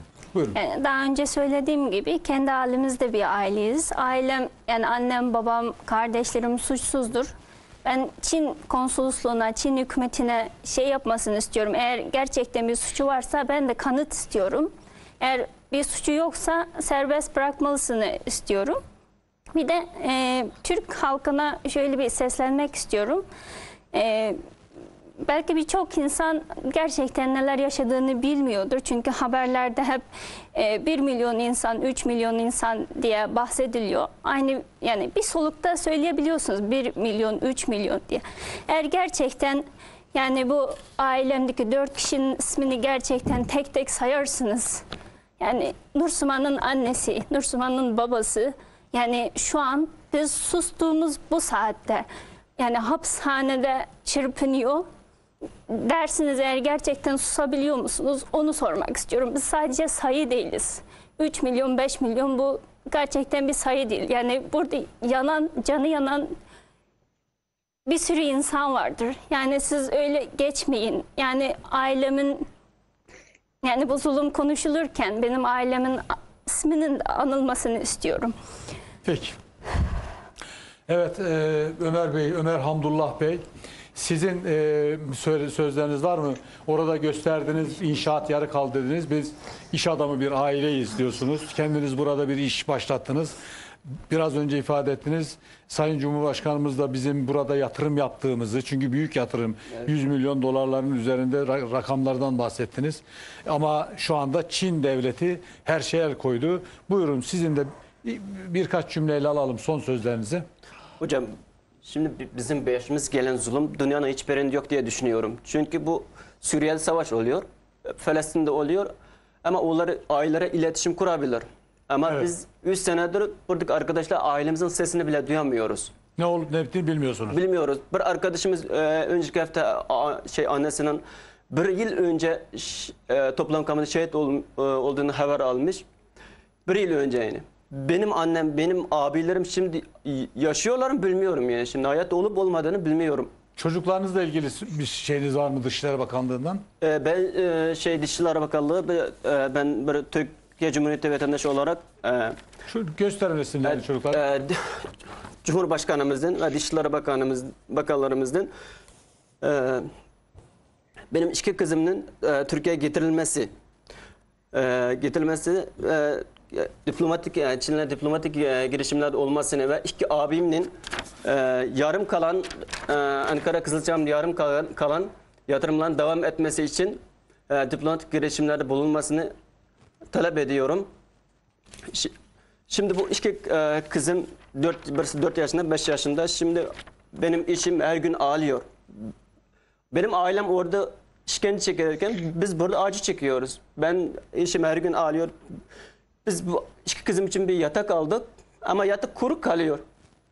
Çünkü kızım orada, şimdi bilmiyorum yaşıyorlar mı bu kızım, nerede, hangi toplam kampında? Evet. Peki. Ceylan Bey siz buyurun son sözlerinizi. Hocam Çin konsolosluğundan benim iletişim geçtikten ilk ay sonra beni aradı. Arayarak benim babam ile kardeşimi benimle iletişimi geçmesi istemediğini, bunun nedeni ise benim Mısır'a gidip Çin'e karşı örgütlerle temasaya geçtiğimi söylüyor. Yani böyle bir iftira atıyor. Böyle bir iftira atıyor ki ben hiç Sizin turizm falan diye böyle gezme falan da olmadı mı? olmadım. Sadece benim uluslararası seyahatim Türkiye ile Çin arasında, memlekette gidip geliyorum. Ara sıra Çin'e gidip seyahate. O zaman gidip geliyordun, evet. Gidip geliyordum. Ben Mısır'a gitmedim. Ben bunlara ispatını gösterin diyorum. Gösteremiyor. Annem ne durumda? Annem neden deyince teröre destek, galiba teröre destek olabilir. Galiba diyor. Galiba diyor. Annem 30 seneli devlet memuru. Çok iyi bir anne. Hayatı boyunca oğullarının, çocuklarının iyi okumasını, iyi bir insan olması için hayatını verdi. Ve böyle bir anne hangi teröre girişimde ya da destekli olabilsin ki? Benim Türkiye'de okumam, annemin Türkiye'ye gelip beni ziyaret etmek için Türkiye'ye gelmesi bir terör destek mi oluyor? Benim Türkiye'de okumam bir terör eylemi mi oluyor? Öyleyse bizim o Türkiye'de okumamız, Türkiye'de yaşamamız veya ki Türkiye'ye seyahate gelmemiz bir terör eylemi ise ya da terör teşebbüsü, bu Türkiye halkı ve Türkiye Cumhuriyeti aynı zamanda Türk Yüksek Eğitim Kurulu'na yapılmış bir hakarettir. Türkiye Cumhuriyeti'nin, Türk halkına bunu Çin'e karşı sormalı. Neden bu insanlar içeride, neden Türkiye'de okuyan vatandaşlar neden ailesiyle girişimde bulamıyor, iletişimi geçemiyor? Neden Türkiye'ye geldiği için, oğlunu, çocuklarını Türkiye'de okuttuğu için terör destek ya da teröre teşebbüsten dolayı içeri alıyor? Bunu sormalı. Bunu tüm dünyanın bunu sormasını istiyorum. Çünkü ben dünyadan bir insanlık talep ediyorum. Şu anda bizim insan haklarımız, insani yaşam haklarımız, onurumuz, gururumuz Çin tarafının eziliyor, çiğneliyor. Ben bunu dünyadan Çin'e karşı artık dur demesini istiyorum, talep ediyorum. Çin, ben susmadım, susmuyorum. Çin 1 Haziran'da babamı arattırdı bana. Babam 2,5 sene sonra babam toplama kampa girmiş, çıkmış, aileme facialar gelmiş. Benim haberim, benim nenem vardı. Nenem 2016 en son gittiğimde 83 yaşında büyük bir ameliyat geçirmişti. Şu an nenem hayat mı, vefat etti mi bilmiyorum. Dua ettiğimde nenemi mekanının cennette olsun diye mi dua ediyorum, yoksa sağlığı iyi olsun diye mi dua ediyorum, bunu da bilmiyorum. Babamı 2,5 sene sonra beni arayarak, bir baba oğlunu 2,5 senedir görüşemedi bir oğlunu aradığında bir baba evlat gibi konuşması lazım. Yani oğlum nasılsın, nasıl gidiyor, ne durumdasın, biz de iyiyiz falan demesi lazım, değil mi? Babam beni direkt arayarak diyor ki sen ne yapıyorsun, sen ne saçma sapan işlere karışıyorsun, artık şey yap diyor. Ben anneme sorduğumda senin gibi evlatlı yetiştirdiği işçim falan filan diye bana böyle şey yapıyor. Telefonlarınız dinleniyor. Evet, yok o zaten karakoldan beni arattırdı. Babamı karakola götürüyor, oradan arattırıyor. Benim susmamı istiyor. Ben susmayacağım. Ben annem için, ailemiz için, milletimiz için ben susmayacağım. Peki. Evet, Medine Hanım, Medine Nazım Hanım. Çok yani süremiz bitti. Birkaç cümle de sizden alalım. Buyurun. Tamam. Öncelikle annem hakkında konuşmak isterim. Şu anda gözleri görüyor mu? Sağlığı nasıl? Hiçbir bilgim yok. Kameraya karşı konuşun. Gönül isterdi ki bir kız evlat olarak anneme bakabilsem. Ama Çin baskısından dolayı anneme bakamıyorum. Hiçbir haber alamıyorum. İkinci kız kardeşim. Çin'in bu asılsız suçlamasını kabul etmiyorum. Kız kardeşim özgürlüğüne kavuşana kadar ben bu mücadelemden vazgeçmeyeceğim. Eğer yaşıyorsa kız kardeşim Türkiye Cumhuriyeti vatandaşıdır. Devletimizden yardım bekliyorum. Lütfen kardeşimden sahip çıkın. Peki. Evet, Mirza Ahmet İlyasoğlu, bir iki cümle de sizden alalım son sözlerinizi. Ben öncelikli olarak Çin konsolosluğunun bu iftiraları bir an önce geri çekmesini, bu hatadan bir an önce geri dönmesini istiyoruz. Ben babamdan sadece oku dediği kelimeyi duydum bugüne kadar. Ve bugüne kadar eşimle ben Türkiye'ye geldik. Kendim ne kadar zorlansam bile, hanım şu an doktora mezunu, bitirdik. Çocuklara okumak için, örnek olmak için hala okumaya devam ediyoruz. Bu dolayısıyla bizi terörizmle suçlamaya bırakın artık. Böyle saçma sapan insanların aklıyla dalga geçmeyi bırakın. İkinci olarak bütün dünya aleminden biz ilk önce insanız. İnsan olarak eğer her insanda karşılıklı olarak bir hakkı var diye düşünüyorum. Eğer bizim üzerimizde hakkımız varsa insanlık orada çiğneniyor. Orada sadece Uygurlar çiğnenmiyor. İnsanlık çiğneniyor. Buna sahip çıkın. Ve Türk soydaşlarımıza ve devletimizden şunu istiyorum. Orada çiğnenen Türk soylu ve Müslüman dünyasından da seslenmek istiyorum. Orada Allah'tan bir tane gazeteci gidiyor ve toplama kampındaki Ayşe isimlik kardeşimizi röportaj yapıyor. Sen neden buradasın diyor. Ben namaz kılıyordum ve annemi de namaza teşvik ettiğim için buradayım diyor. Hani bu meslek okuluydu. Sen şu an İslam'a inanıyor musun diyor.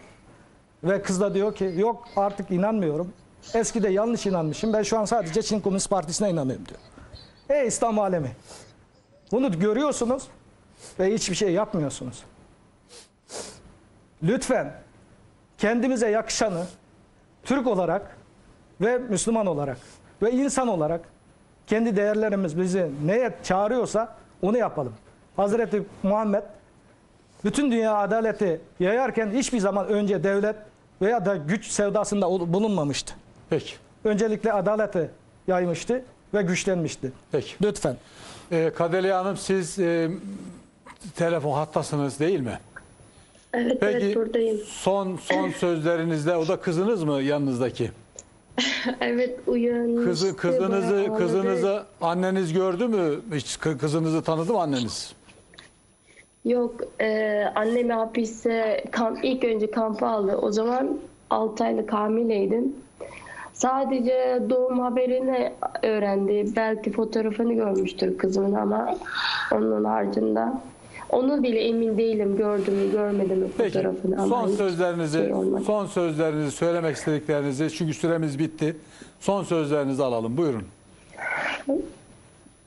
Başında söylediğim gibi Çin Büyükelçilikten, konsolosluktan ben haber bekliyorum. Yani bir tane maille kaçabileceğini düşünüyorsa bence boşuna kürek çekmesin diyorum. Annemi Çin devletinin şartsız bırakmasını talep ediyorum. Rica isteme gibi değil. Direkt talep ediyorum. Bırakmasını talep ediyorum. Yoksa yani ben de susmayacağım sonuna kadar. Bu böyle kalmayacak. Kızım da uyandı. Valla kafa gitti bende. Peki. Kadriye Hanım. Söyleyeceğim şey o. Annemden sadece belki bu haberler burada söylediklerim annemin de kulağını gider diye düşünüyorum.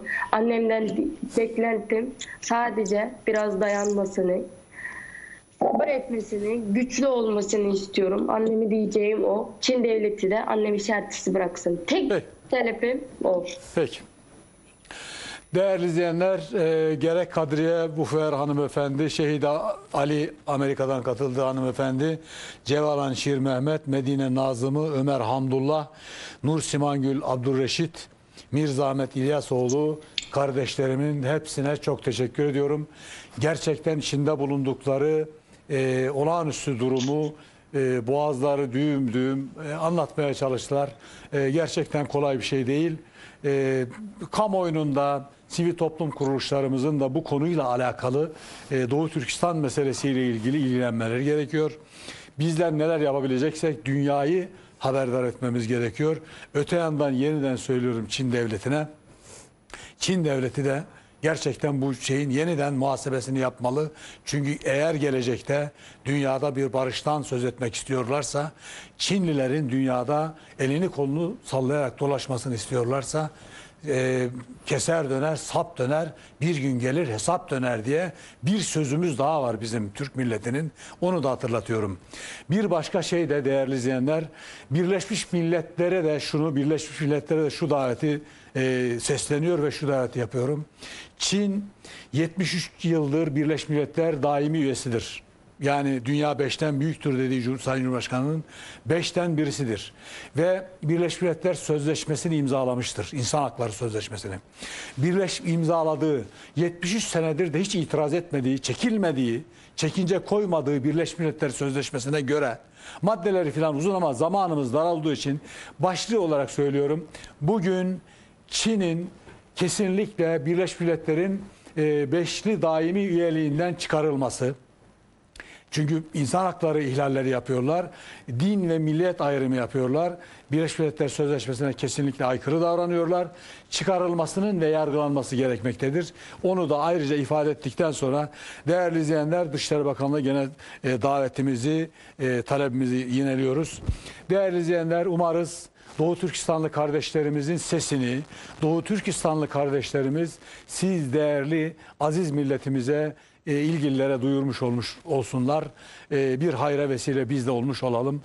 Bir başka vizyon programında görüşmek üzere. Buradaki kardeşlerime de katkılarından, telefonla katılan kardeşlerime de katkılarından dolayı çok teşekkür ediyorum. Hepinize hayırlı akşamlar diliyorum efendim.